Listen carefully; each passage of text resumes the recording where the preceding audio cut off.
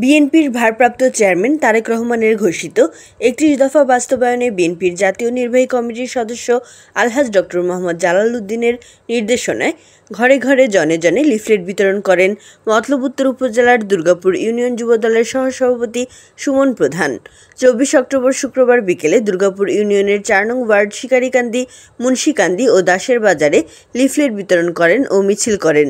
Durgapur union যুবদলের সহসভাপতি সুমন প্রধানের নেতৃত্বে বিএনপি, যুবদল, ছাত্রদল ও অঙ্গসহযোগী সংগঠনের নেতৃবৃন্দ এবং শত শত নারী ভোটারগণ উপস্থিত ছিলেন। পরে ডক্টর জালাল উদ্দিনের নির্দেশনায় দাসের বাজারে লিফলেট বিতরণ ও গণসংযোগ করেন দুর্গাপুর ইউনিয়ন যুবদলের সহসভাপতি সুমন প্রধান।